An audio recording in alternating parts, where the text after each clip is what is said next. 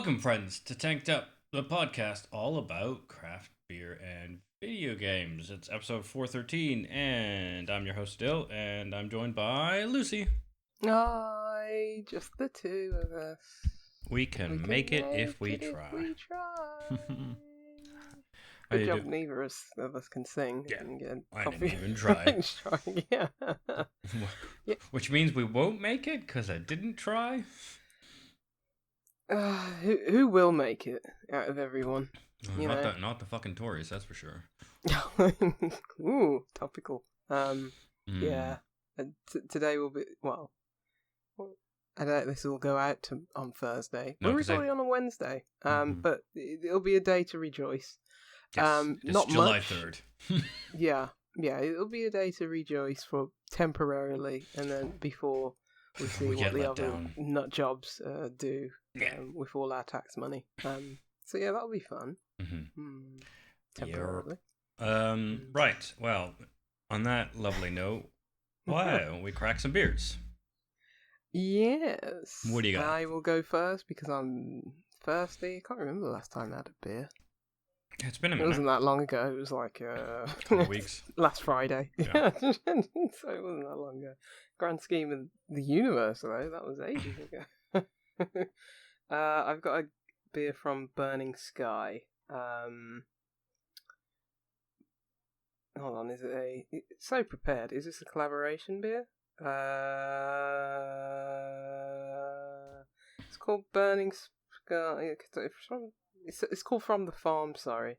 Oh yes, here we go. Brewed with our dear friends from Wildflower. We use some wheat from Gothelney Farm, a population of many different modern wheats, all grown together with minimal intervention. Moersleutel hops, and to ferment the beer we use some mixed culture yeast from both breweries. So yeah, Wildflower Brewing and Blending. Where are they from? That would be interesting to search when I've already poured my beer. But yeah, it doesn't. Other than Moersleutel, don't see any other hops in it. Yeah, 5.4%. Yeah, this was very much the kind of regenerative farming kind of thing. Neat. And like, blenderies and stuff like that. Like I like, like crossover blendery and stuff like that. So yeah. Have I had anything from Wildflower? I'll see. But yeah, Burning Sky, I don't usually see them much more often. But yeah, it's got lovely can art. I was going to say, that art's lovely. Yeah, this woman, like, which way are we going? Where is she? There we go. There she is, yeah. Yeah, like reaping wheat from the fields. But yeah, I'll crack this open and see what it's like. Grand. Well, while you do that, I'll tell you about my beer. This beer was given to me by a friend who said, frankly, they've had it once and it's not like it's going to happen again, so they wanted to hear what I thought of it. It is from Moersleutel, the beer engineers. Oh yes. And it's the Salta Bananers Laphroaig barrel-aged stout with licorice and banana. I mean, that sounds like my name, because I can't stand licorice or banana. So, go with God. Good for you. Yeah. Beer and candy sounds good, right? We know it does. This beer combines the best of both worlds, Laphroaig barrels and banana candy, or as our Norwegian friends like to have them, Salta Bananers. Is it savory? Is it sweet? It's both. It's all. It's everything you didn't know you wanted. I guarantee it's not what I want. But yeah. It's a bit right, cold. Wildflower. Yeah. Oh, you haven't finished. Sorry. I was just gonna say, it's a bit colder than ideal, just because I forgot it was in the fridge, and it was one of usually the beers I have in the summer are ones that I want kind of chilled, but I'm sure it'll warm up fine. Yeah. Wildflower. Well, I did say Moersleutel hops, so I was like, are they from Australia? And yeah, NSW, so New South Wales. Yeah, so that's interesting. Using Moersleutel hops. So Well, they said from both places, so didn't they? All grown together, or is that with the wheats? The wheats are grown together, whereas the Moersleutel hops, I'm guessing, are just from over there, because I don't know any. Well, it would be probably a very small yield if anyone could grow those types of hops over here. So yeah, I think it's the wheats that have made the journeys. Let me pour it. That would be a good idea. I've forgotten how to do this. I'm rusty. Was that non-alcoholic beer? I think the last time I had was we were on here. I was trying to. I don't know if it was a fever dream, but I thought I bought the Vault City Mars bar one. I was looking for it today, and I don't know where it is. It might be in the boot of my car. I hope not, because that has gone through all of the weather changes in this country. Right. Hopefully it hasn't exploded if it is in there. But yeah, I thought I bought it. Maybe I didn't. Maybe I just looked at it and saw the price, where it would have been like £10, and then You're like, ooh. carried on walking. Yeah, I don't know. But yes, the From the Farm beer. Nice colour, nice bit of haze to it. Looks like a just darker than straw, very light amber-ish colour. Really nice head, like really bubbly and frothy. Kind of ocean foam looking head. Smells good. It's got those like slightly banana and clove kind of notes to it, and also like a bit of citrus, like lemon peel. Ooh. Bit of bubble gum. Yeah, it smells nice. And it's got that like kind of, wheaty esters to it, like sort of like classic Belgian-y yeast esters. Right.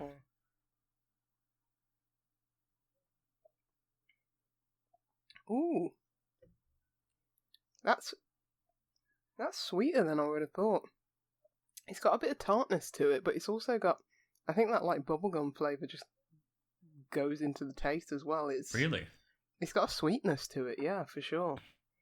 Like it's got that kind of like slightly tart citrus, orange peel, lemon peel kind of taste to it, but it's rounded off by a sweetness that I wouldn't have expected.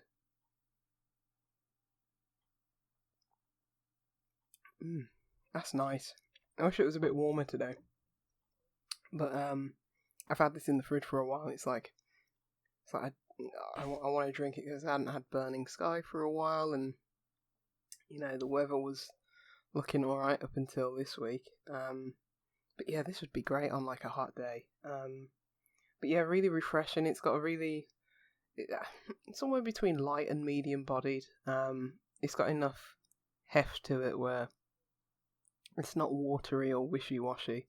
And it's not like I'm always encouraged to like keep sipping, because there's quite a lot of flavour in there as well. As I say, with the citrus, with that, bubblegum kind of sweetness.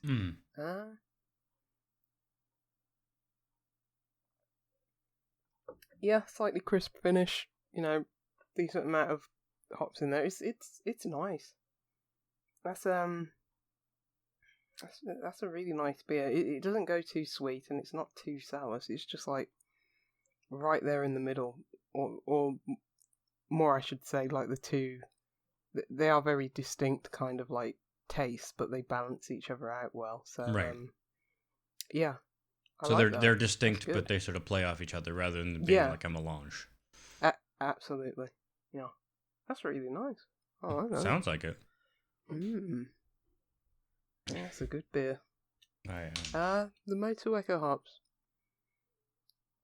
I'm trying to even remember what their taste profile is, to be honest.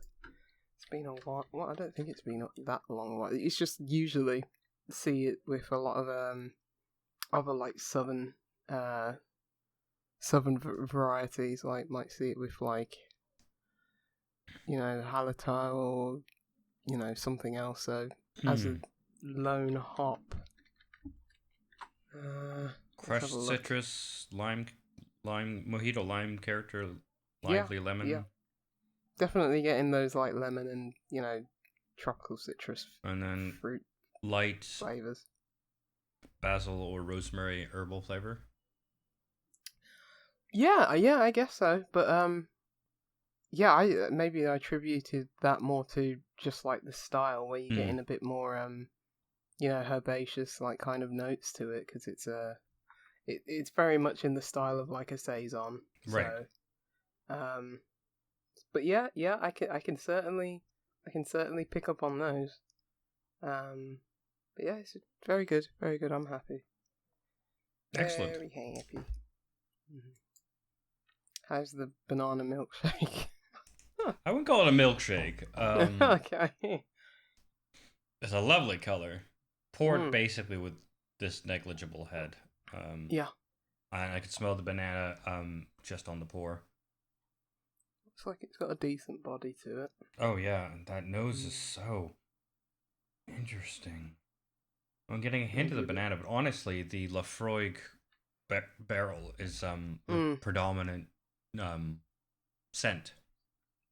You're getting that smoky, burnt, peaty smell, and then underneath it, you get this sweetness of the stout being sort of married well with the banana.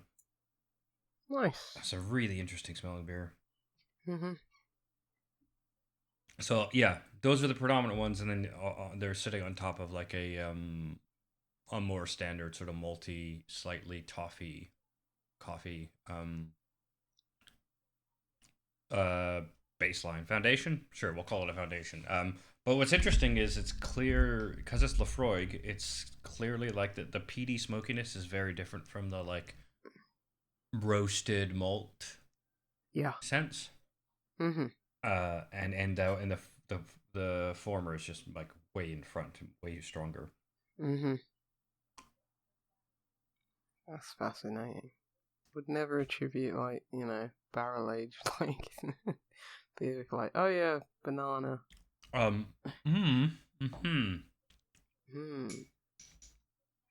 Ooh, I'm gonna need to coat my palate with this. Yeah. I mean, doesn't seem like one that's going to be anything other than complex. It's really interesting. I see why Joel,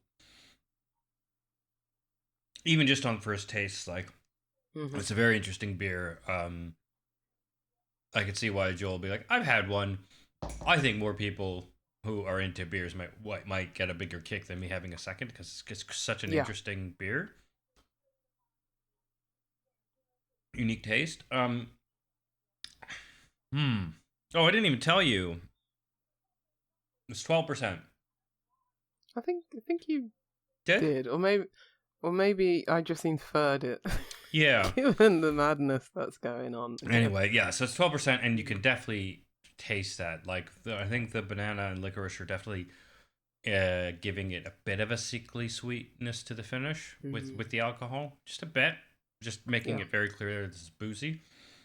And again, that alcohol and on the initial taste, you're getting that Laphroaig barrel as well. Obviously, the peaty smokiness isn't really there as much in the taste as it is in the flavor.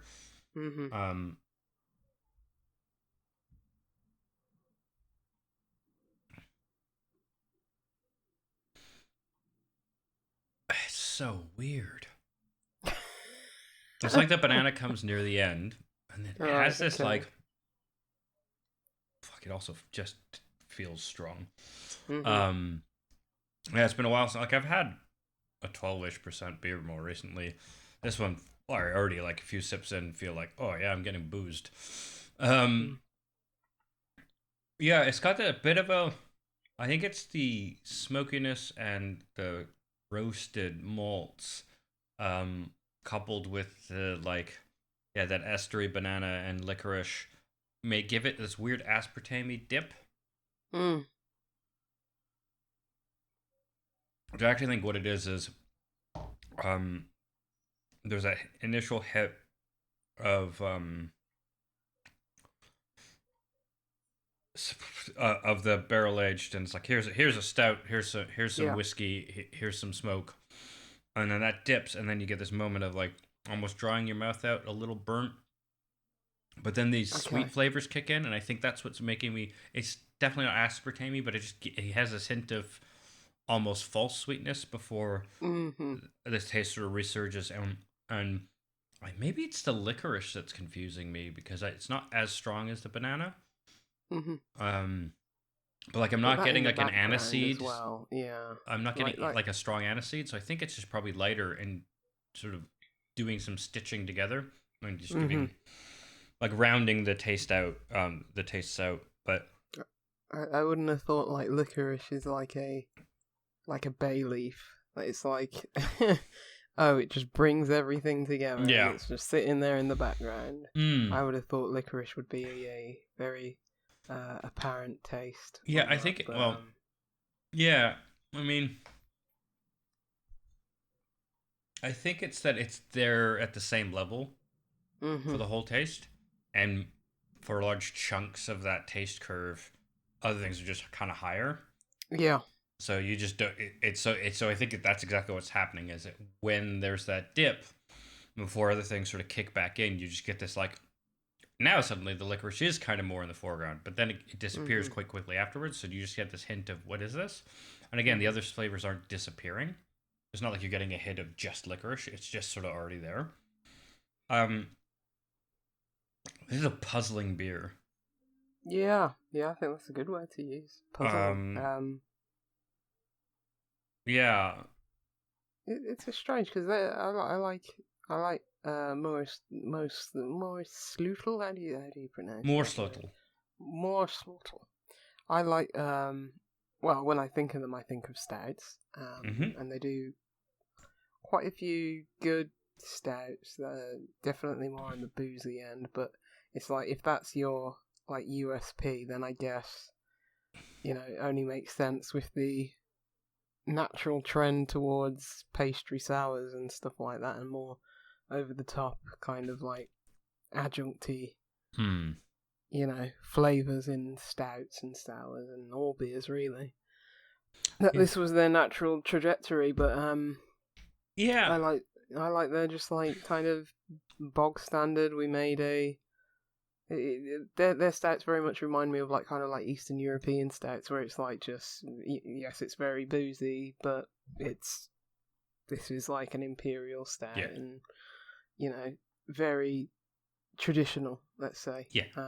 It's definitely not trying to hide what it is, despite having 3 layers of other nonsense. I now realize what it is. I've been thinking of licorice in the way that like in North America and the UK, you more commonly have it. But if you think of like Dutch or like they said Scandinavian, like licorice, it's not licorice or aniseed. It's like they're licorice candies that are like the old school ones that are these little black hard things that's what's like that's the underlying taste. That's what's still lingering. What happened was I stopped drinking, trying to find the other stuff out, and I realized, the lingering taste is as if I've had 3 or 4 of those in a row, which you don't normally do.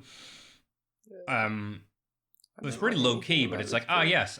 So I like those things. But I could, if you don't, you're gonna hate this because it won't like.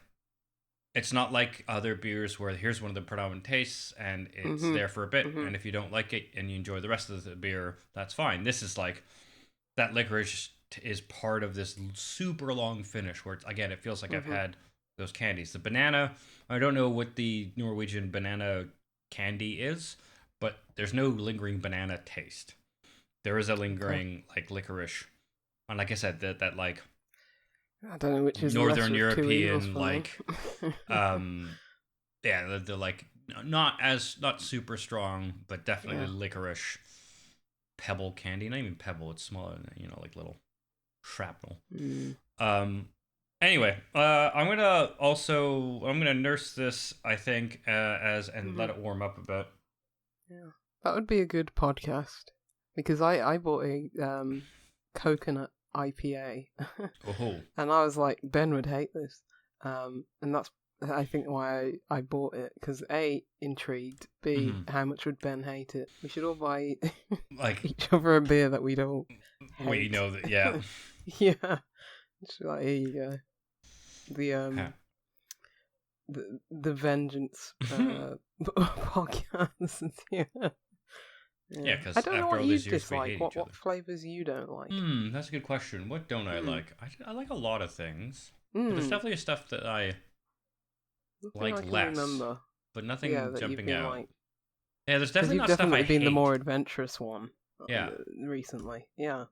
Yeah, I would say that I definitely have a preference ordering of tastes because I'm not a madman, but I don't have things like the bottom of that isn't like I hate this stuff. It's just it happens to be the bottom.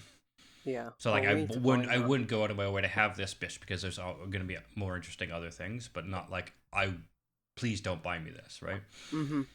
Well, we're gonna have to find whatever that is. Yeah. Sounds good. Keep buying me beers. That sounds great. I'm sure there is.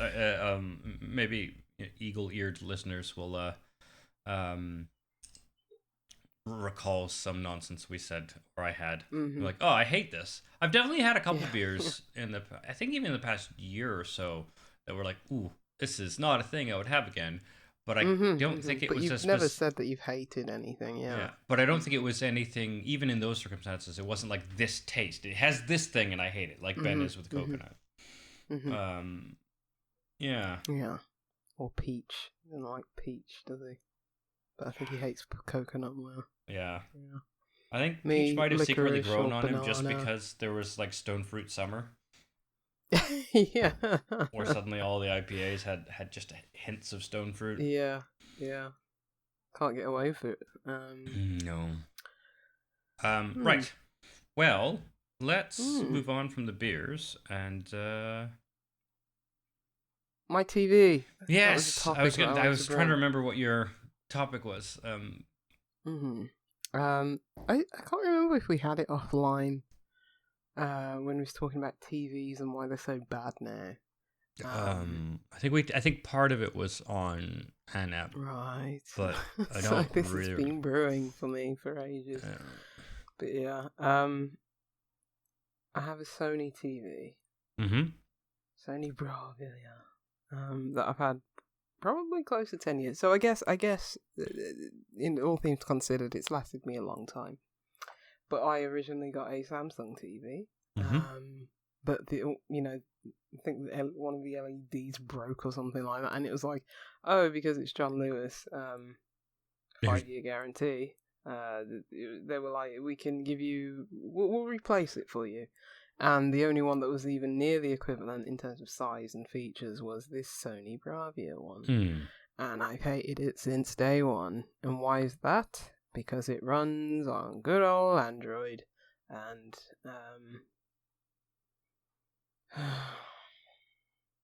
it's so sad. Because the TV, I'm sure itself is fine. Pictures quality is good. But it's the software, man. Why do TVs come with software? I just want the hardware. Yep. I just want the screen. I don't want a smart TV. Like, I hook up my Xbox, I've got all the smart features, all the apps already. Why do things have to be smart now and have inbuilt obsolescence? I mean, that's part of it. Also, they get kickbacks from the app designers, people, who get kickbacks from the stealing your data. Yeah. But why? Why do we live in this world? So I don't know. I think last time we talked about this. So have you bought a replacement? I have now, because you know what? This TV's been gaslighting me. It works and then it doesn't work, and then it works and then it doesn't work. I meant to say this before you actually bought a TV, which was if you look so if you go for commercial grade monitors, yes, they don't come with any of the inbuilt stuff in. Because I did look. I remember you saying that. And I couldn't remember if we had that proper discussion. Yeah. And then the other thing is refurbed on eBay is like a solid money saver. Yeah.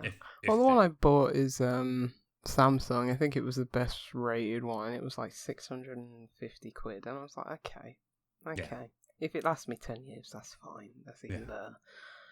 But yeah, why? Why does everything need an app or a software? I just want the goddamn pixels to be The Internet of blasted Things. into my eyes.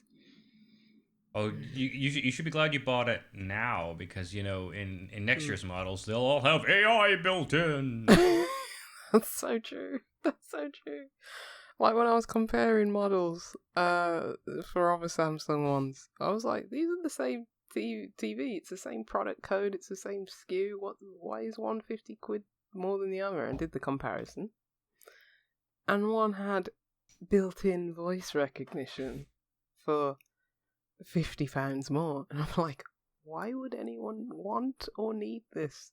£50 as well. Like, it just... I despair. I've got nothing left in this world to give, to be honest. In terms of technology, I'm just done. Yeah, that's fair. Yeah, and then there's also the thing where it's like I'm not going to be able to hook up a SCART anymore or anything like that. Oh, yeah. Or even, like, my sound system goes for it. It's quite old itself, but it's decent. It's Bose. It goes through, like, a 3.5mm jack, and it's like, new TV is... I think I checked that. Very unlikely to have it. And it's, yeah. And I was like, what do soundbars use? HDMI. And, yeah. I was like, what? It was just like, why? Because that way there's only one type of cable you need. One jack. And chip that understands what that does. But HDMI can't be the best, even this day and age, can't be the best for sound. Oh, yeah, no, it's great. Is it? Yeah, because is it the best? Well, because you could. Well, it depends, because you can send raw PCM streams over it, because it's such a huge bandwidth, especially if it's only doing audio. So it really depends on what the thing is doing. But the HDMI spec allows for uncompressed audio down the pipe. Okay. Well, yeah. I will retract my statement. But also, if you're plugging into a soundbar, it doesn't even matter, because those things won't. The best audio input won't make a soundbar not a soundbar. Yeah, I'm not doing that. I'll just... Well, I've been dealing with the built-in speakers for a while now, because, yeah, the sound... Well, the jack didn't work after a while. Oh, really? So your sound system's been out of commission for a bit.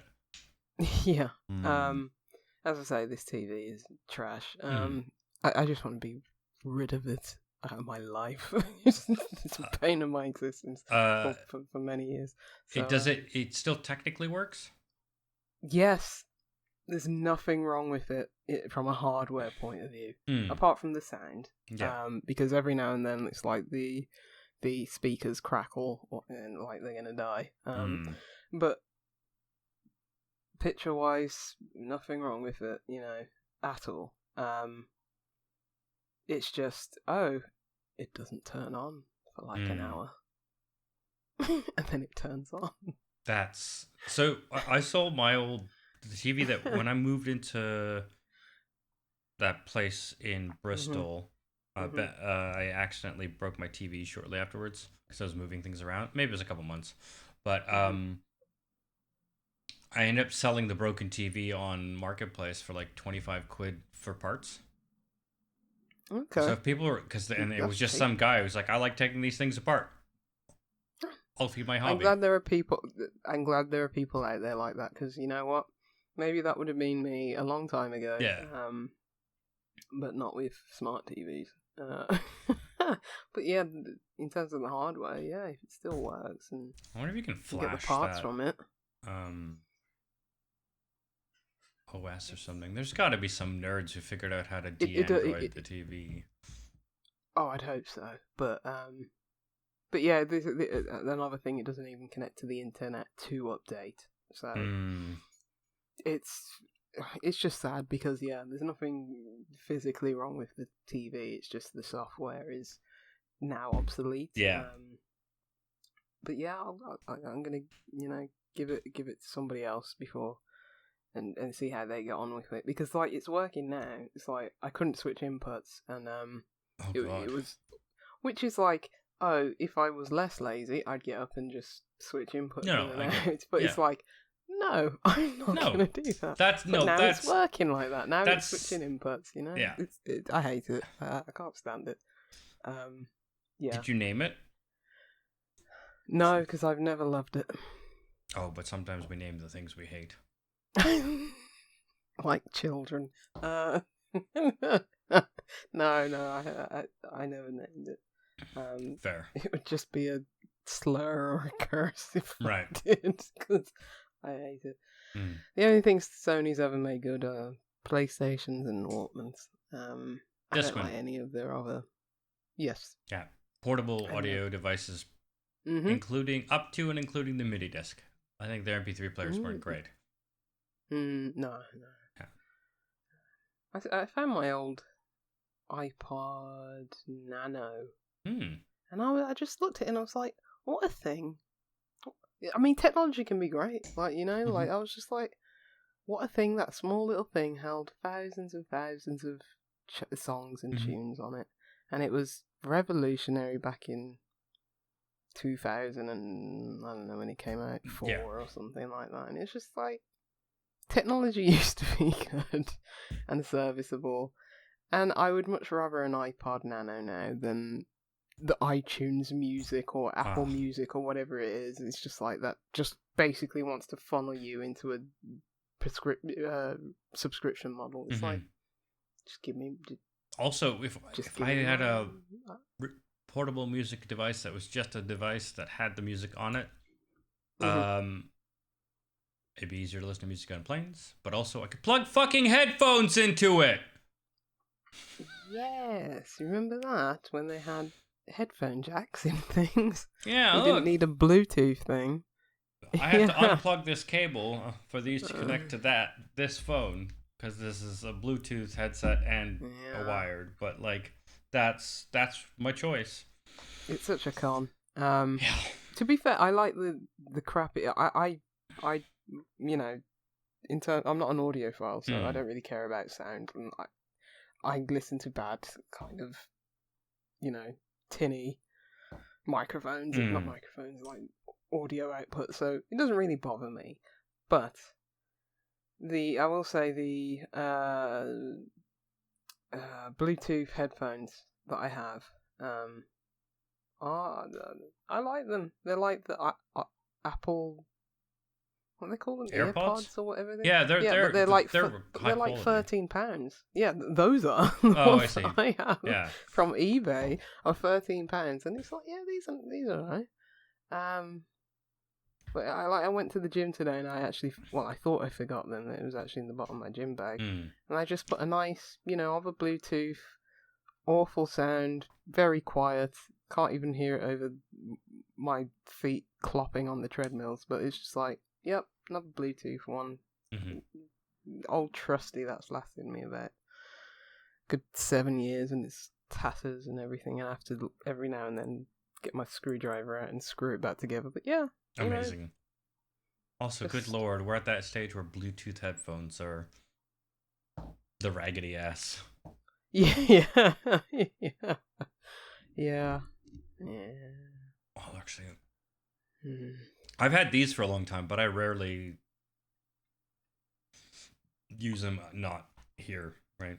Like they're Bluetooth. I bought them when I was on the PhD and in a communal workspace, and then ended up never taking them. I thought, oh, this will be the solution, and then I never ended up taking them because they were a bit big, and it turns out people were reasonably quiet, and I didn't need to. So they've literally, the batteries are either like completely shot because they're never used, or in really good kit because they've not been like cycled enough. Yeah. The ones that I'll just have as spare in my gym bag, they literally don't run out of battery. I cannot use them for years. And it's like, I'm always like, oh crap, I forgot my other headphones. Hope these have juice in them. It's like, yeah. And it's like, I don't even charge them. And it's like, another 2 years goes by. And it's like, I hope they have juice in them. Still have juice. That's wild. Do they take rechargeables? Or are they like...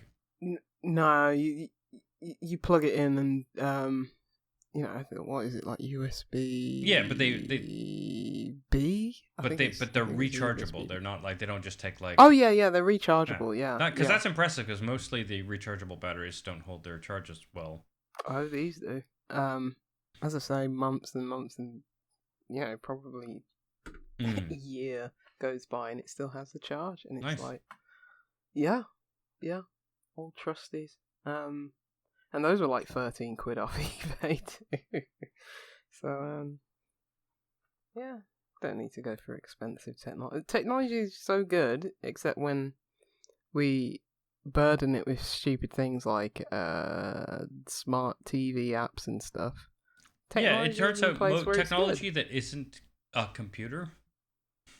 Yeah. Computers age poorly, right? So why are we shoving computers and everything? I don't want a fridge that will fucking start lagging, right? Yeah. Why would you need a smart fridge? What does it do? Tell you how cold things are. No, it lets you change how cold things are from the office. Why? Because,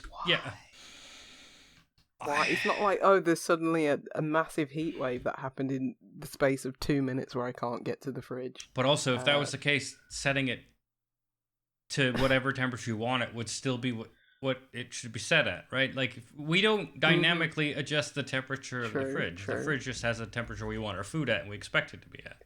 Yeah, because it's a smart fridge, so it'd be smart enough to do that. I wonder if maybe the smart fridge has like individual temperature areas for the crisper drawers. But then some hacker just hacks your fridge and then puts the crisper on like 5 degrees above or like 7 degrees above zero. And then you get there and all your lettuce is wilted while everything else in the fucking fridge is frozen because that's been dropped. And you're like, what? I've got frozen milk and melted lettuce. This is never supposed to happen at the same time. No, I'd be more concerned about my data getting stolen. From the fridge? A data leak. Yeah, imagine that. Oh, yeah. My fridge just sprung a leak. Oh, my God. Is your floor okay? Yeah, but I don't have an identity anymore. Yeah. Everyone's got my credit card details now. From my fridge. It's like that. It's like an electric toothbrush, which I got for Christmas.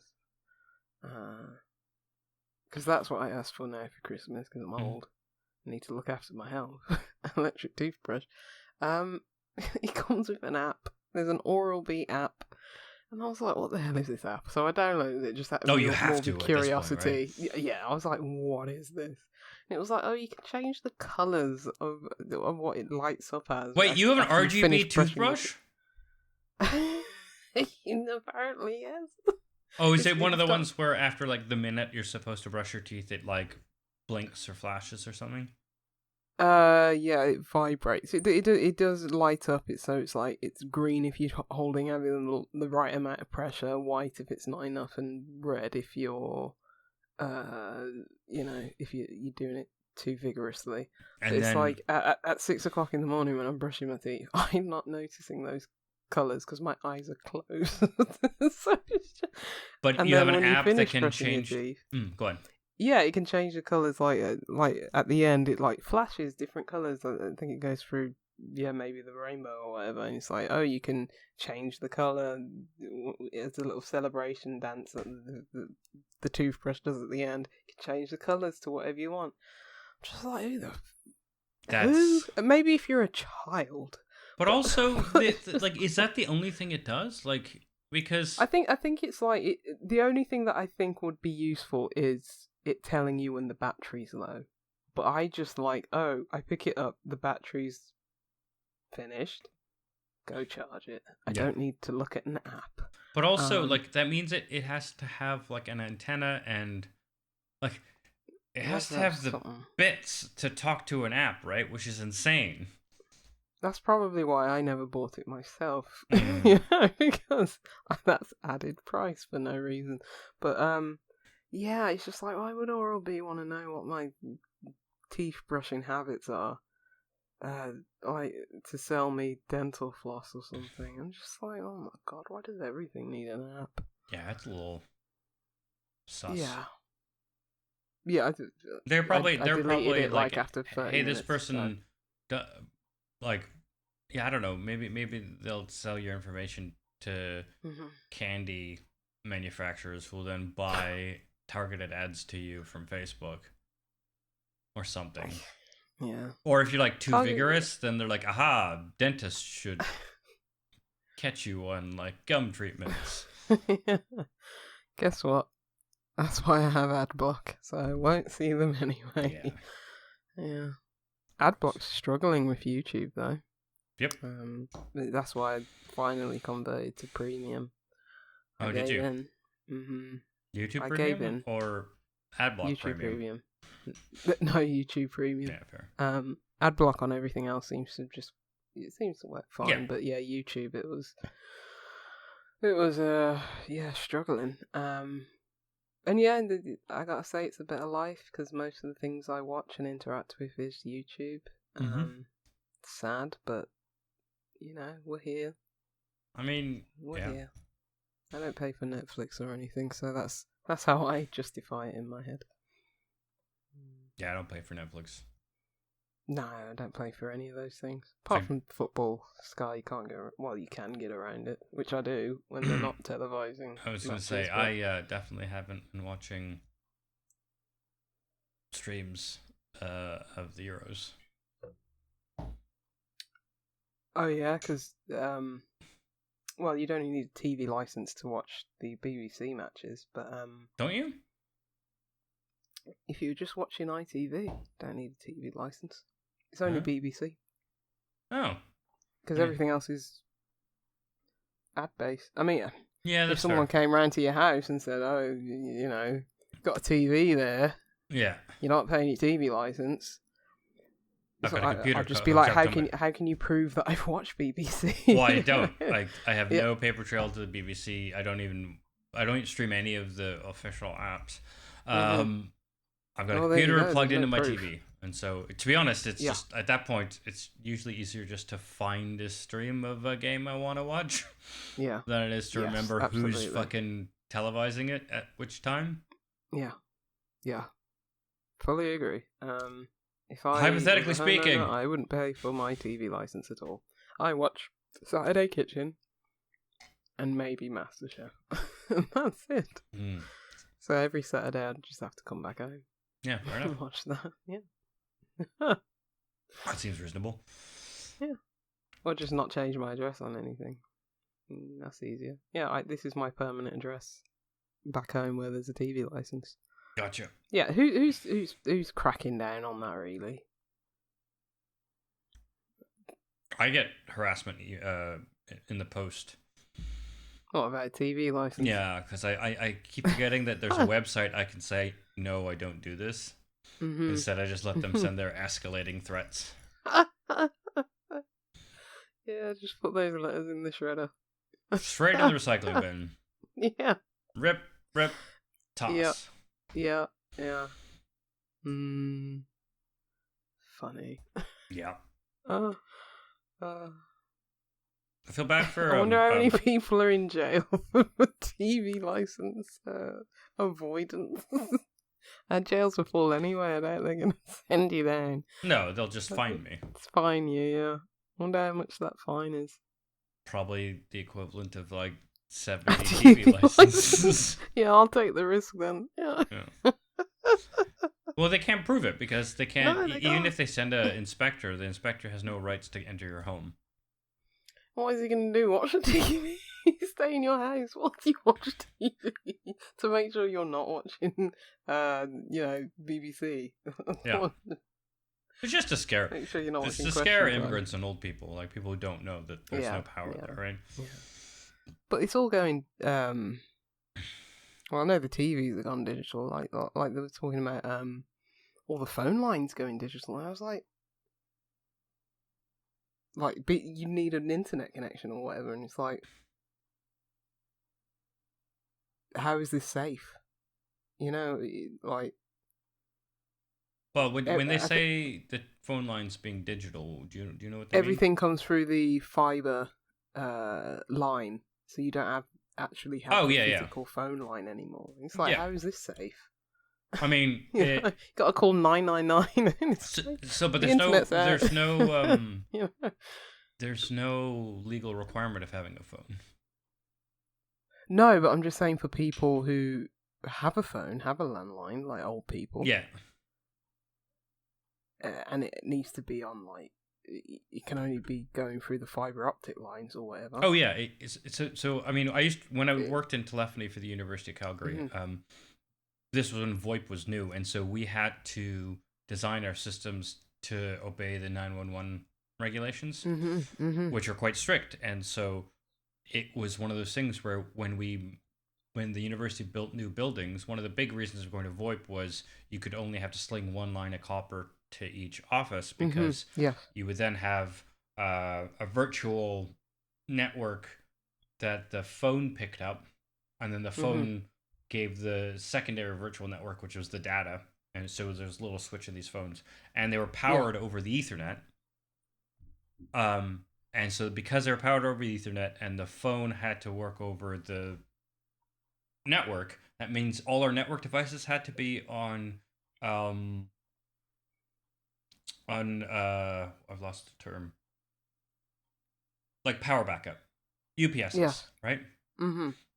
So all the networking gear, all the way back to the main switch that goes out to the campus telephony system, all that had to be on battery backup, so that people, even if the campus went out of power, we had 48 hours of the network sitting up just for the phones to work in case of emergencies. But then I leave, and now because you can get VoIP on all kinds of stupid devices, etc., there's no expectation. Fewer people have the expectation of phones to work, because so many of them have these VoIP phones that never obeyed that because they didn't.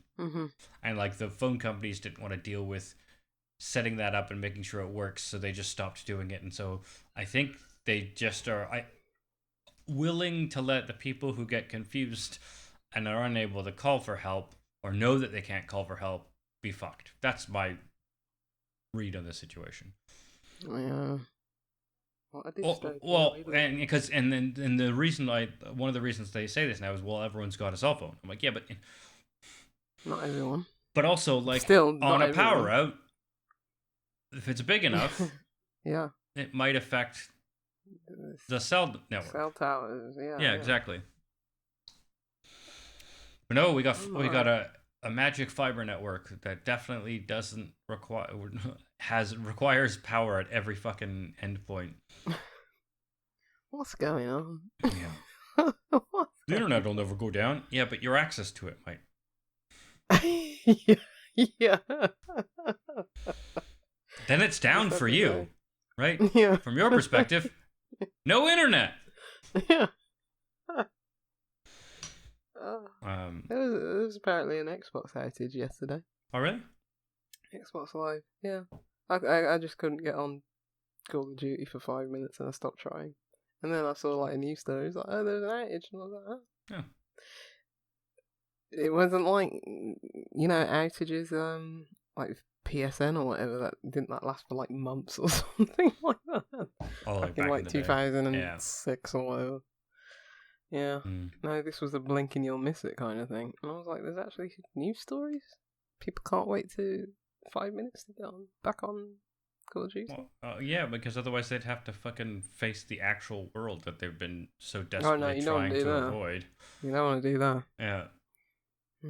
Call of Duty is still weird. Yeah? I think there was a new season, i.e. more costumes. Yeah. More ridiculous costumes. So what is a season? Is it, besides resetting I don't stats? know. I don't know. Do you get new maps? I think they the add maps more put in a maps different order? Because there's a season pass, and I'm not sure what that is. I think you unlock new guns and skins and... Yeah. So yeah. Usually it's preceded by a big ass download. And then the splash screen when you start the game up is a different person. I think it was a skeleton at one time, and so that's how I know it's different. We forgot to finish rendering. And then I don't know if used to be unskippable, but I recently found that if you hold B, you can skip the cutscene when it's introducing this new season and this new plot or something. I don't know. Wait, there's plot? Apparently. Wait, is this COD Modern Warfare 3? 3 Mm-hmm. 3 or 3? The 3-2, right? Junior. Yeah. Oh, is it 3-3 or is it 3-2? I don't know what's happening anymore. How many Call of Duty 3 Modern Warfare 3s are there? I think this is the 8th time we've been through it. Yeah, I am never going to remember, though. I still don't know. Yeah. I think this is the sequel to the remake of Modern Warfare 2. Yeah. So it's Modern Warfare 2, the one after that one. So they I think they rebooted Modern... No, they remade Modern Warfare 1. And then they did a sequel to that. Oh, I thought they remade 2. No. As far as I know, I think they... I thought they remade 1 and remade 2, and then this is the third one in that series, but it's not a remake of 3. It's not a remake of 3. I think it's a sequel to... I don't know.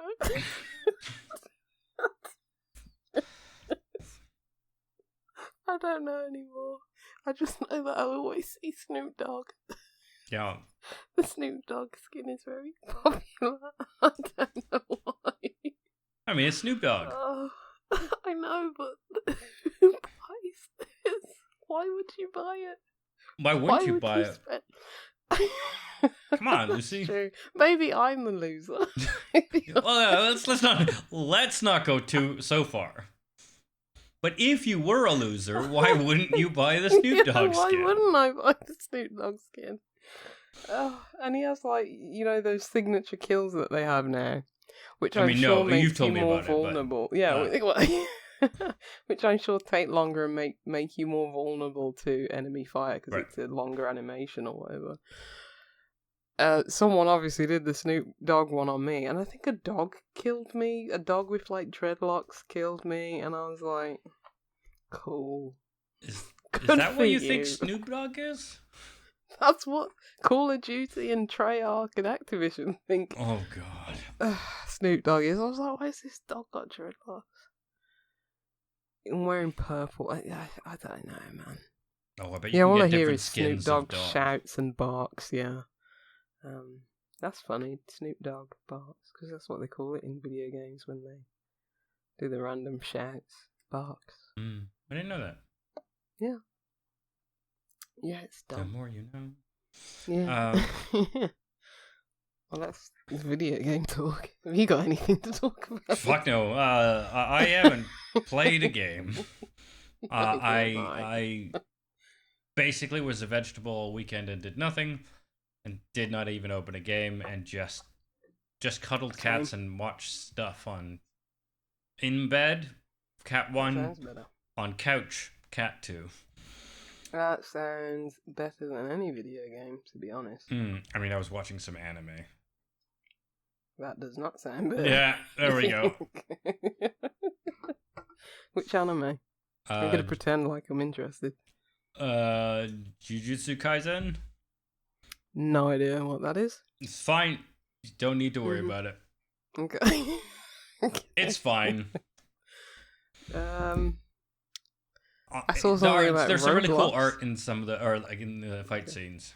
Other than that, it's generic, main character is oddly powerful guy who meets a group of people who fight supernatural things and gets trained and is then suddenly immediately becomes the most important person because they have a link to the big bad. Because they ate a finger, anime. To be fair. They ate a mummified finger. Okay, that's an interesting twist. And that finger turned out to be...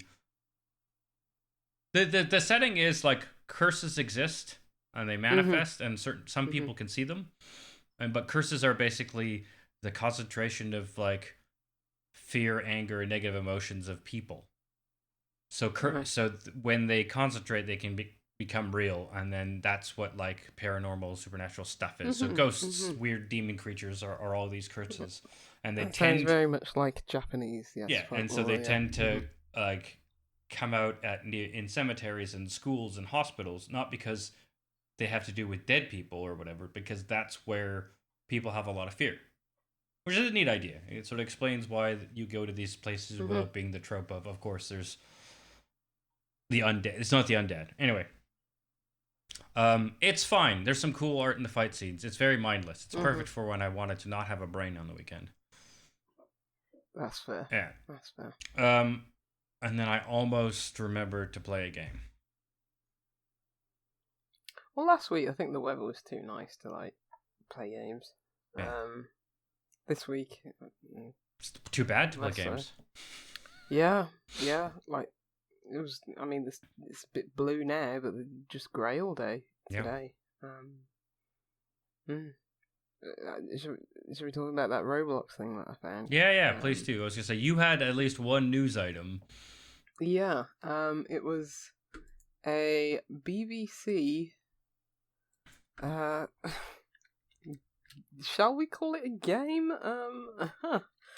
Set in Roblox. Roblox is like the weirdest, shadiest version of Fortnite. I feel like. Yeah, there's something unsettling about it. And it's kind of weird. It's kind of weird, but their game in this here Roblox. So wait, the BBC made a Roblox game. Yeah, and it may not be the first, but this is particular one. Is about the general election. Isn't Roblox like the child labor game? Yeah, it is. Yeah. Why? Maybe that's what our politicians want to do. Maybe they're just getting ahead of it. That they want to just reduce the working age to like 6. Who knows? Yeah, they're like, look, Roblox has figured it out. If we just call it, yeah. I've seen some interesting. Loading Ready Run had a checkpoint where they talked about Roblox and the economy. Mm-hmm. They did a bit of a deep dive on it, and it's real sus. Oh, is this People Make Games, or is this a different one you're talking about? No, this was Loading Ready Run. Okay, yeah. I watched the People Make Games one, and that was equally. I'm sure it's the same. Yeah, it's like the exchange rate isn't the same in both directions, so they take huge cuts. Yeah, and like you have to pay for the right to list a fucking thing, and the only way to make money back, even if you want to give the thing away for free, you still pay your own Robux. Mm-hmm. Anyway, so what is the BBC's election game? But yeah, it is like a child's version of like a mass marketing scheme, like kind of Avon. MLM. Peer to peer, yeah. Oh no. just reading the quotes from the people who have been digified into it, like Jeremy Vine and Laura Koonsberg, who says, "I've never imagined being a gaming character before, but like never before in 2024, the BBC's coverage of the election really is getting everywhere."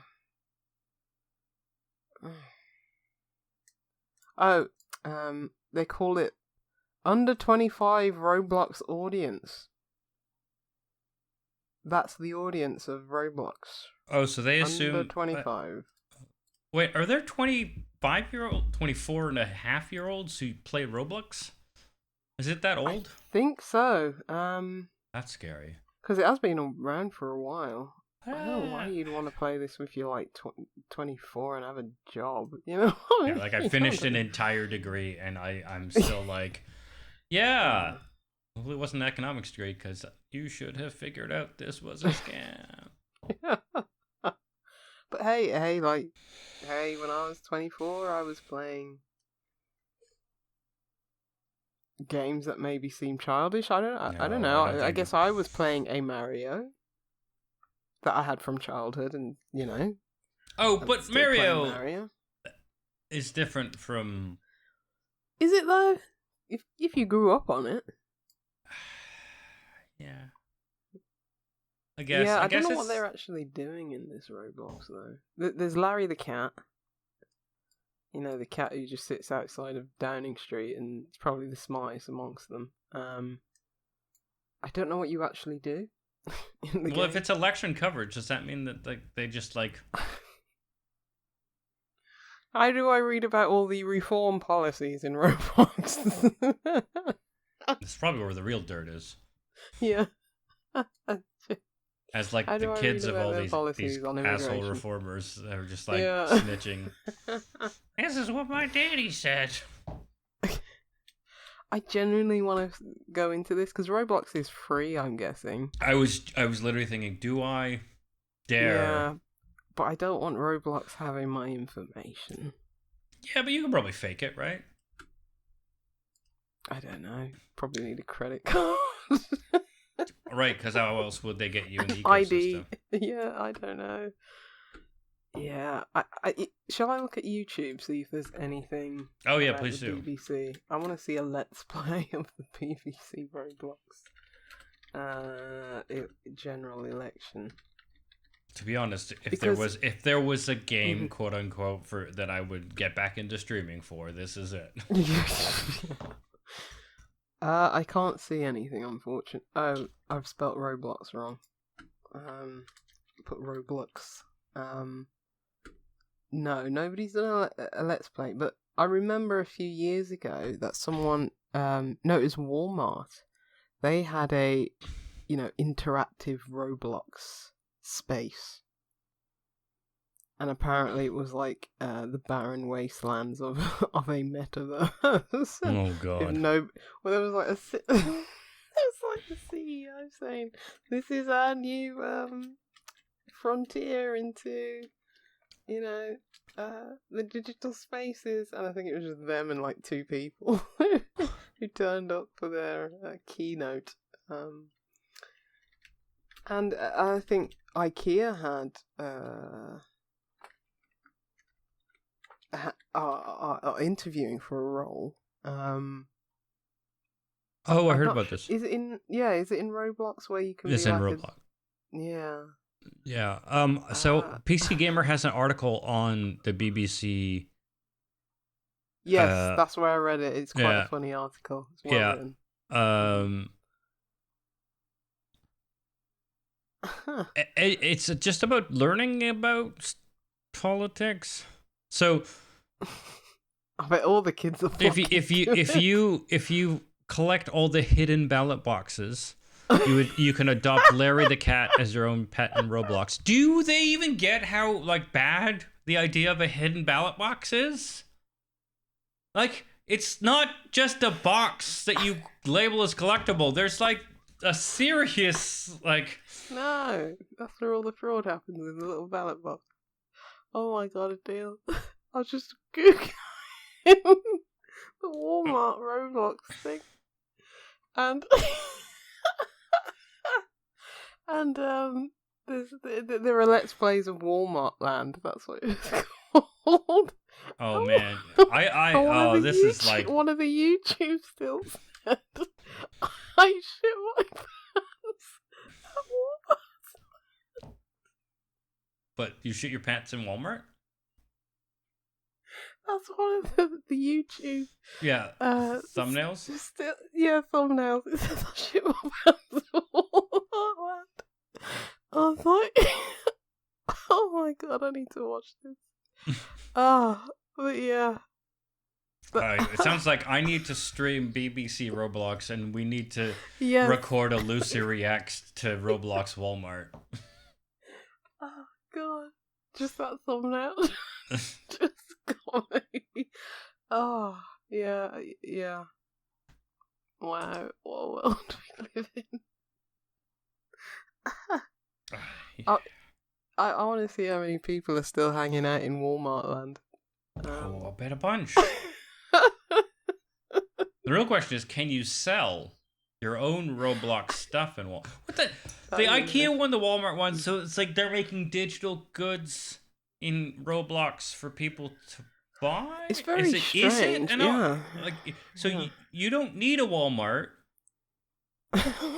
Because you could just That buy means a shit from physical Walmart. Roblox, right? Like, what is the idea behind a box store in a virtual fucking environment where you can buy the goods that other people are making I don't out of the know. marketplace? I don't know because like IKEA Is it window website shopping? itself. Mm-hmm. Yes, because it's like IKEA website itself. You can do like a virtual like space and Yeah. like do like Sims Happy Home Designer or whatever, and just see oh, this is what I want to make my living room look like, Yeah. or this is the piece of furniture I want to look like. I want to have it size comparison with like this other piece of furniture or whatever. So that's genuinely useful, but they already have that platform on like IKEA. So Well, but also in Roblox, it wouldn't even be the real IKEA stuff because it's in the Roblox scale and. Yeah, would it be like properly scaled and? Well, no, because Roblox has its limitations on like the stuff. Like you can't make super photorealistic stuff or really fine detail, right? Yeah, so I shall I Google the IKEA Walmart? Not the IKEA Roblox, because oh my god, there was an actual job application. A new store on the virtual store opens on 24th of June. Oh, we missed it. What?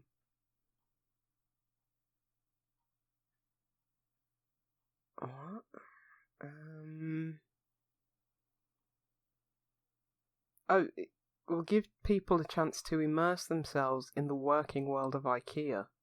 Oh, it's like with a limit. Keep talking. With the limit.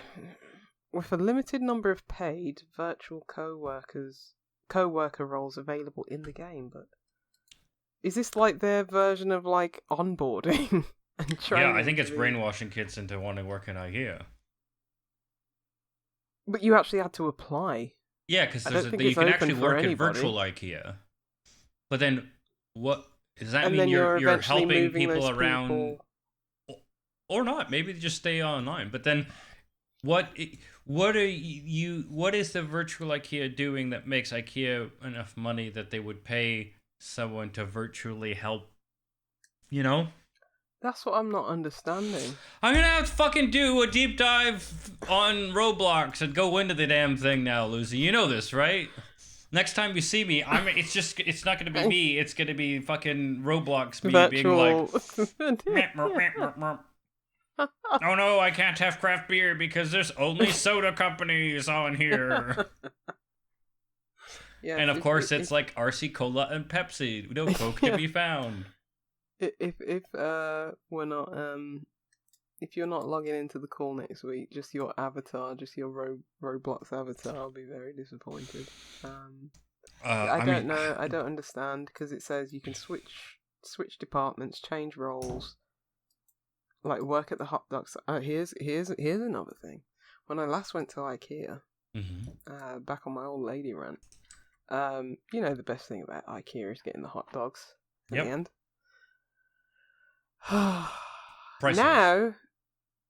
Now you can't even order a hot dog in person. There are actual people making the hot dogs, putting them in the buns. Yep. And I went to the counter and I said, "Can I order some hot dogs?" And they were like, "No, you have to order on the app, on the tappy thing. The things that are at like kiosk, a digital kiosk." Yeah. Yeah. And I was like, can I not just... I'm speaking to you. You're hired. No, they are hot dog labor. They aren't cashiers or fast food people anymore. They are just... Once they find a robot, a Roblox, that will move the hot dogs around, they will get rid of the people as well, right? But they're probably hiring someone on a IT contract. Oh yeah, no, this is entirely fix those things. Like probably 7 times their daily, probably their yearly salary to get that person to fix the stupid kiosk when it obviously breaks every week or whatever. Tech sells itself, right? With like not making clear actual maintenance costs, and companies are really bad at like tracking these things. Yeah, but But how? But the problem is the You're people who hiring made these people. Why don't I just make the hot dog myself? It's not that hard. If I'm having to order it off the computer, why can't I make it then? I mean, you say that, but I bet like they're gonna. That's what this is. This is training you to think that like the experience of IKEA is something you should pay for. That's what fucking Roblox is doing. So then in 15 years, when they're like, it's only £5 to make your own hot dog at IKEA, like a real worker. And you're like, cool, what a work experience game. Fun, it's in real life, not just in Roblox. And then you're sitting there and you're making a hot dog, and then the like game boss / actual worker goes, oh, you can't have that one. There's a queue now. You swiped your £5. You have to be here for half an hour. And then I get that you pay them half an hour or £5 for your half hour's worth of labor. Yeah. And you're like, oh, this sucks. I'm really glad this isn't my job. Narrator, it was their job. Yeah. Because this Roblox ad is like saying, oh, it can get you used to like working in even in the, I don't know, the bathroom department or the selling the hot dogs.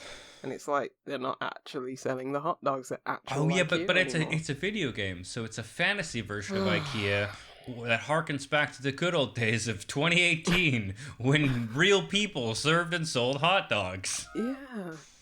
It's like they were there. It's like it wasn't even like they were behind glass or in another section. They were there. Yeah, it's but like they don't have to we learn don't how... have a till. They said we don't have a till. And it was like, what world am I living in? What world? You're living in... I just want to order the hot... Because I was like, okay, when I went to the app, because there were several of us, it's like, okay, where's... How do I... Add the condiments, or... Well, the condiments were free, but or whatever. How do I get this, the onions, this, that, and the other? And it's just like... Just let me order face to face like a normal human being. Yeah, but... Jesus. We're at a point in late-stage tech bro capitalism phase where computers will solve everything that doesn't need to be solved. Yeah. Yeah, it's bringing it back to beer. There's a bar in Birmingham in Digbeth where you serve the beers yourself. You put money on like a card, and then you swipe the card, and it's like, oh, you can pour yourself 300ml worth of beer or whatever it is. I went there once. I need to go back because I still got like £1 on my card that I had. So they fucking get you. Yeah. So I need to go back before that place inevitably shuts down like anything else. It should just be your debit card. It should charge you the amount that you pour. Yeah. You shouldn't have, because guess what? Because I didn't understand what the hell was going on. I was only there at a novelty. Mm-hmm. I spoke to the guy who was behind the bar. Oh! Like, how do I use this? And he had to tell me anyway. So, yeah, that place is still around. It's been around for a while. I thought it'd like just not be here. So maybe they're getting some footfall or whatever. I mean, places like that tend to have large pockets. So whoever's like put the initial investment in. I was about to say, I think it's someone's pet project, probably. Yeah. Pet Project 2.0 is now available on Roblox. Yeah. Yeah. So, but it's like the whole thing that we come to beer for is like to interact with the people selling it. Usually, no. They're like, I don't want to interact with people at all. I just want to consume things like a normal human being, which is a cog in a capitalist marketplace. I'm just happy sometimes I get things that taste different.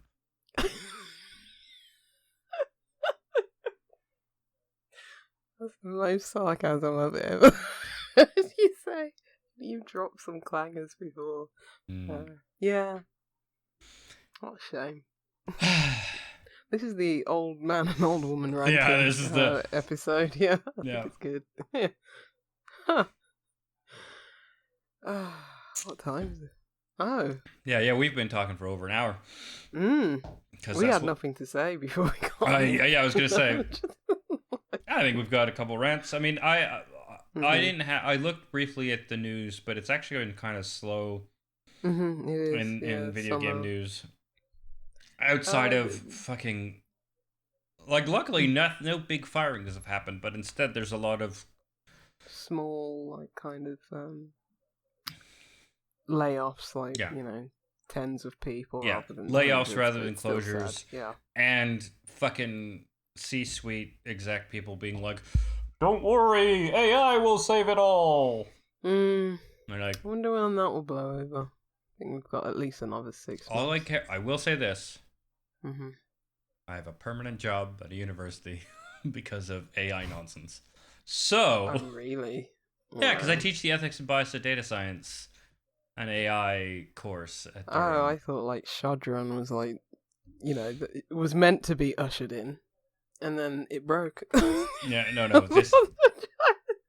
Yeah, no, not quite that bad. No, just like this surge of this stuff. So here's your new AI teacher, kids, and then Oh, it it's just started yeah. just like shouting racial slurs or something like that, and had to be decommissioned. You know how Amazon had their like shop? I think it was AI based shopping, and you just like went around and you just put things in your cart, and the AI through all the CCTV. Did you hear about what the discovery about that? Almost none of it was no algorithmic sorting was happening. It wasn't an algorithm. It was people watching the CCTV in the third world, being like, "Ooh, I think it's scrubbing the video," and yeah, like most of the stuff, it's all smoke and mirrors. That's crazy though. And Amazon, and they said that was because I thought it was just like you know, like instead of like a self-checkout thing, I thought like maybe everything was weighted or something like that, or something else. No, so the Amazon store was supposed to be like, we've got cameras everywhere, so you can't steal, but you don't have to steal because it's watching you, and you basically check in with your debit card, and when you leave, anything that leaves with you is charged to you. Yeah, it's a magic so they store of the future. AI that that's what they claimed. Yeah. I thought it was just like something that was like more bog standard technology, like RFIDs and everything or something. Yeah, that's what I thought it was. Yeah, no. But it came out that it was they were primarily paying people in the third world to scrub video. Oh my god. Yeah. That is why I don't buy Anyway, there is so the AI lecturer would just be like still me behind a curtain on my Roblox avatar being like, "This is a generated thing." Like the Wizard of Oz. Exactly. Oh, that would be funny. It turns out ChatGPT is just some exceedingly fast typists. Yeah.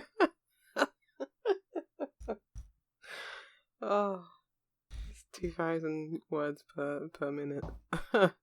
Yeah. Jeez. Oh Lord, that's funny. I can't believe that. Well, I can, but yeah, I thought that was I didn't realize they pitched that as AI. That's funny. Anyway, AI. It's gonna save us all, apparently. Yeah, forget about internet and everything. Soon it'll be AI and everything. So your fridge will generate a shopping list based on the contents of the average person's shopping list. Not your own fucking fridge, because it can't. Yeah. It won't use any sense. Even if you plug cameras in, it'll still make up a list out of nowhere. It's like, I'm lactose intolerant, and it just gave me a gallon of milk. Perfect. What can I do? There was no milk in the fridge. And then when you throw out the milk because you can't use it, it orders new milk because there's no milk in the fridge.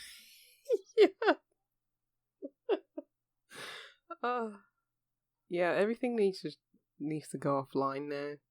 I just need to go offline. Yeah, because online's only going to get worse with AI feedback loops and stuff. Truly.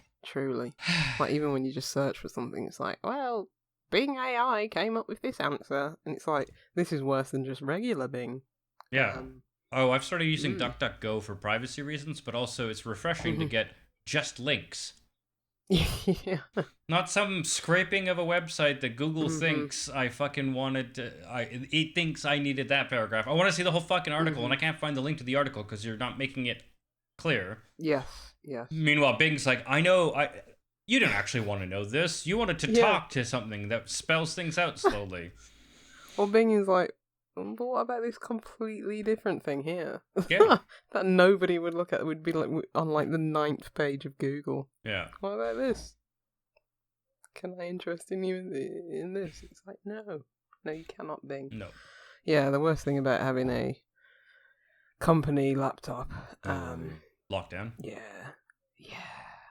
It's like, can't even change the default browser, which would be helpful in my job, just to actually get things that are accurate, given what I'm doing and how, well, it's not important. The banks have clearly made out it's not. Anyway, that's another conversation entirely. It's all just so that they don't get fines. That's all it is. Yeah. I broke my laptop screen on March 1st, and and my new computer finally got delivered on July 1st. Which new one did you go for? I got an iMac because I didn't.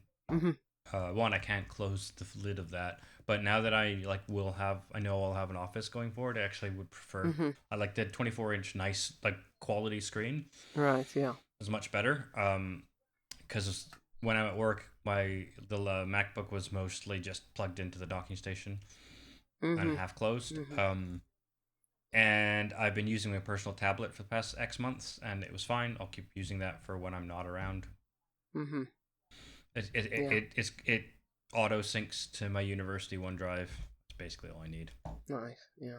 I could see the. I mean, I never got on with my Mac. I think they're very nicely built machines. But I just being used to Windows OS. Oh, so this is my hack, right? Because I worked for a university IT for years, right? Always ask for a Mac at a company that will allow you to, because the Microsoft infrastructure can't lock down a Mac, and most of the time there's not enough Mac users for them to bother an entire other infrastructure. So yeah. So to the point where they didn't even give me any default image on this Mac. It was just an out of the box Mac. So I just do whatever the fuck I want. Yeah, there's no locking down. Just let me just download Linux. Yeah, so I mean, obviously, I know my way. It's a Unix backbone, so I like being able to do things at the terminal. That's why I don't mind Mac OS. But it's like, I've just installed a whole bunch of stuff. I've made exactly the computer experience I want. Great. Yes, if only. Yeah. Except that working for a bank, they're obviously going to lock that down, and they just won't give you the option of a Mac because they can't control absolutely it. Not. But I'm just saying, if you end up being in a position, if you or a listener ends up in a position where it's not security locked down to that degree for content of job purposes, and they're like, here's our bog standard HP laptop. You're like, oh, actually, do you mind? I prefer a Mac for bullshit reason number 1 through 7, and then they give it to you. You'll just have, even if you like the OS less, guarantee you'll have a better time because you can just fix things, change things. Yeah, that'd be grand. Yeah. That would be, because every time you try and do something, because I've hooked up everything through the KVM switch, because I cannot imagine having to use a tiny little laptop to actually do work on. I just couldn't. Because they gave me a HP. It seems like a fine enough laptop, but just too small. But anyway, it was it recognised that I had a Razer keyboard attached to it, and they were like, shall we download Razer? I was like, you know what, I'm not even going to bother, because you're just going to tell me halfway through the download, the computer's probably going to explode, because it's like, this is not authorised by your organisation. So my keyboard doesn't light up, unfortunately, when that's plugged in. I know. Sometimes it does, and then sometimes it doesn't. But it doesn't have the. It's just one static colour. That's when it feels like it. Weird. I think you have to plug it in and out again to. No one's doing that. Yeah. It'd be nice. It'd be nice not to have to go to Google every time it launches into Bing. But yes, I definitely see the case for. Maybe not me, but one going towards Mac, because Windows this is awful. Windows 11 is terrible. Yeah. It's awful. Because my new personal laptop is on Windows 11, and it's just. It's fine. Yeah. That's as good as it gets. Fine. Yeah, I'd say it's fine. Mhm. And that's God. it. Do you remember the glory days of Windows XP? XP Pro. I think that was the peak. Yeah. An OS that just did basic OS things, no more, no less. Didn't have that much overhead. Great. Minesweeper, Solitaire, That's all and you a needed. clock. Pinball. Oh yeah, it was the pinball one. I forgot that. I never got into that. I did. Yeah, I remember I remember conversations of this. Those are the good days. I don't even know what games are in. It's probably like Bejeweled, and Solitaire, where you have to like log in and purchase. Microsoft Solitaire Collection, sets. right? Yeah. The first thing I do on a new Windows machine is uninstall all those, anything I can. Yeah. It's like you go in the start menu and you right click and you're like uninstall. Yeah. It's like no. Can't uninstall the phone service. I'm never attaching a phone phone to this. I can't allow you to do this. I can't allow you to do this. They're all just hell now.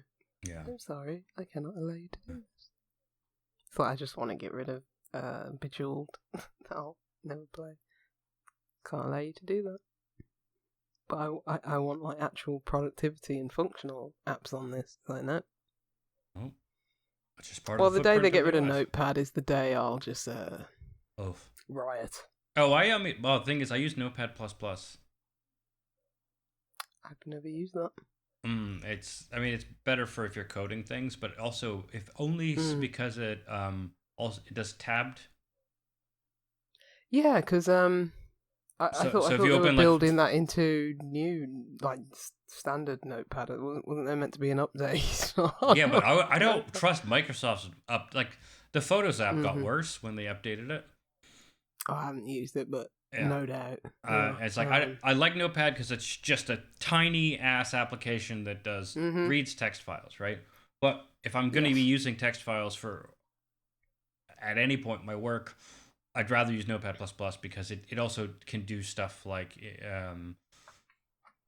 highlighting of different cases and functional spaces based on like predicted, like, oh, this is probably this type of file is probably this programming language, so I'll bold useful. this or blue that. Yeah, nice.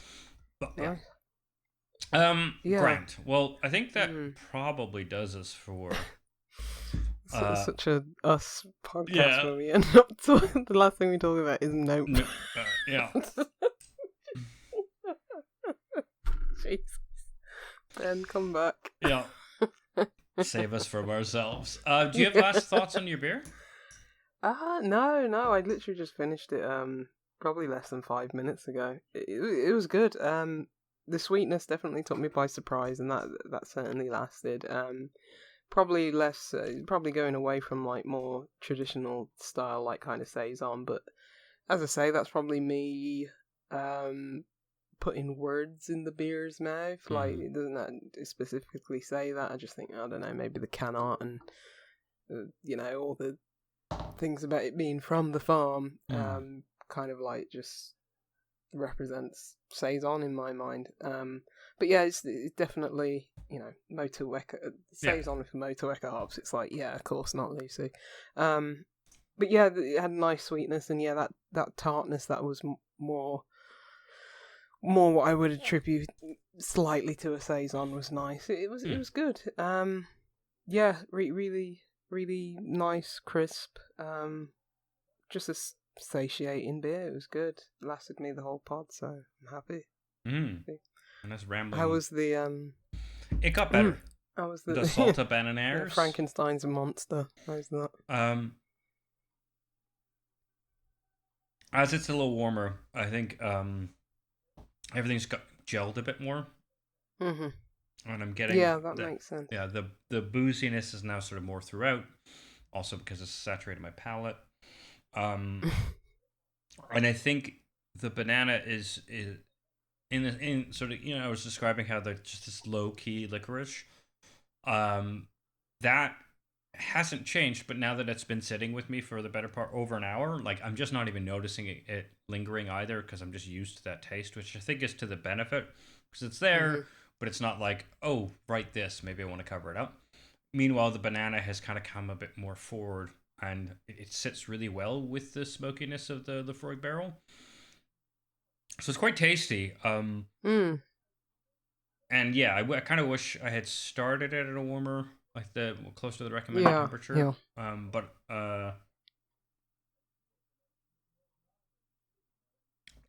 it still tastes quite.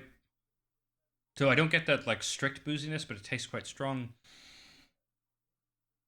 Yeah, it's still a very interesting, unique beer. This version I could see someone liking enough to like have multiples, maybe not in a row, but like buy another can for some other time. In a way that I was sort of saying, I kind of get why Joel was like, maybe someone else should try this second can. Yeah, it's not. Yeah. It's a lot less out there in a warmer temperature where everything's kind of melded well, and I'm used to it. I still, yeah, I wouldn't rush out to find a new can of this, and that's not like a because I hate it, just because it's unique and I'm really appreciating it as this unique beer. It's just not like, but uniqueness and that just because it might be a one of doesn't mean it's not good enough. Is what I'm trying to say, right? Yeah, it's good. Yeah, I like it. I mean, I've never really been disappointed by them. So, did you ever have the There's a beak beer. It's called Yellow without the W. Yellow banoffee pie Imperial Stout. Ooh, that sounds great. Yeah, it's because the beer shop that I go to, they've had it for a while on their shelves. Maybe I should buy that for you because it would last. I mean, I would appreciate that. Yeah, I'm sure it'll be there the next time I go. Because it's been on the shelves for quite some time. I think like a couple months maybe. But yeah, it's a yellow banana stout, banoffee pie Imperial Stout. And it's something that I walk past every time because I'm like, I am not interested in that. Yeah, that's fair. So yeah, I'll pick it up if I see it. That'd be great.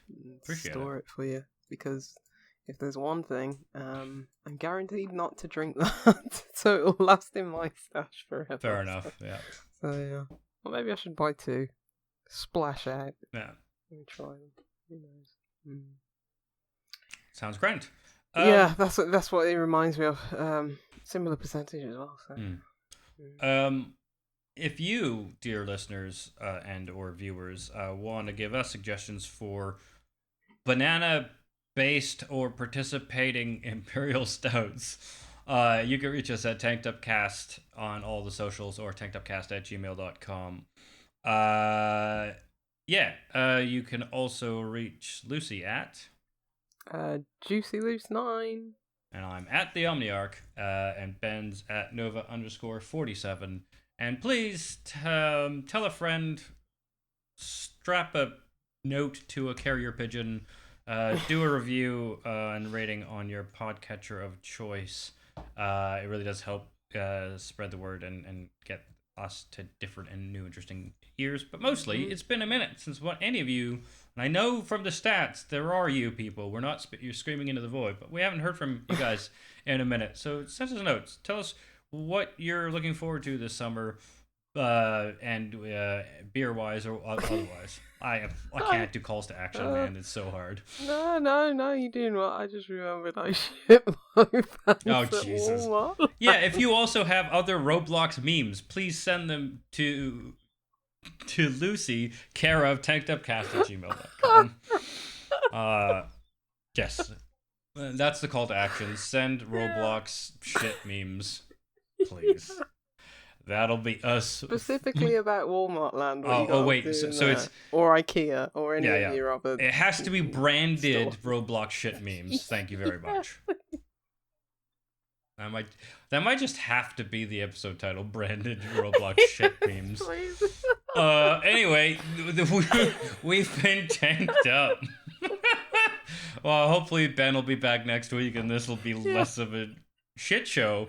Bye. Bye.